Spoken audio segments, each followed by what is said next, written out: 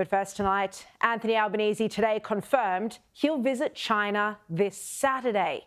This is truly astonishing that he's about to meet Chinese President Xi for the fourth time, while he still hasn't managed to secure a single meeting with the US president. The pair, in fact, have never met, despite Trump winning the election on November 4th. 8 months ago, 8 months. Here was Albanese, pleased as punch, to announce he's visiting China on Saturday. I look forward to going to Shanghai, Beijing and Chengdu, which I will visit from Saturday. China's an important trading partner for Australia. 25% of our exports go to China.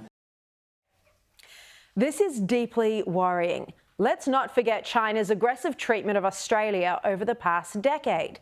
It's taken foreign interference and espionage to new levels. It's repeatedly tried to interfere in our political system, our democracy, with covert influence operations launched to infiltrate our parliament.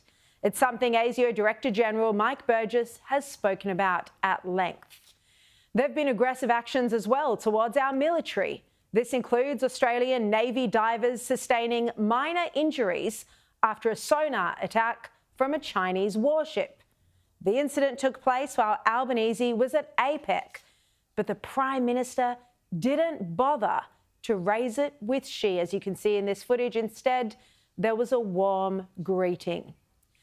The government didn't even make the incident public at all until after that meeting.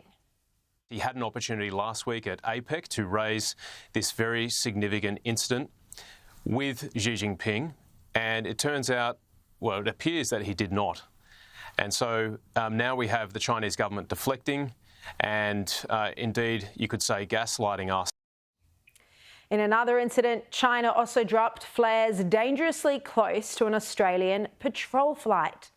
And then, of course, there was more recently China's live-fire military exercises off the Tasman Sea. Now, at its worst, this could have downed an Australian flight. No notice was given, despite Albanese initially defending the communist state by claiming China had provided advance warning. Well, it hadn't, as it turned out, and it was left to a Virgin pilot to tell authorities what was going on. Then there was the Chinese dual-purpose research vessel circumnavigating our southern coast at the start of the election campaign.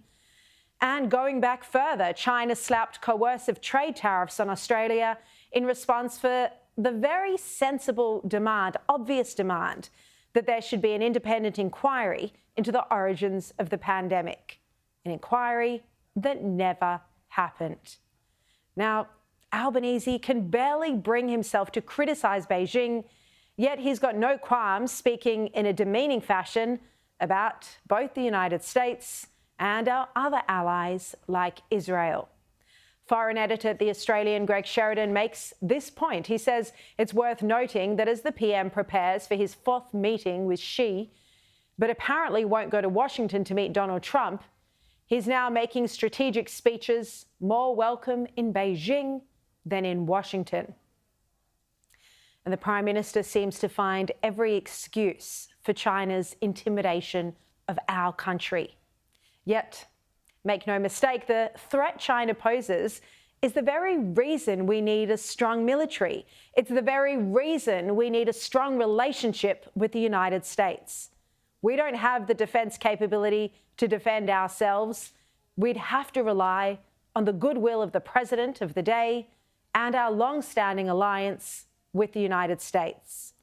An alliance that is at its rockiest moment in 50 years.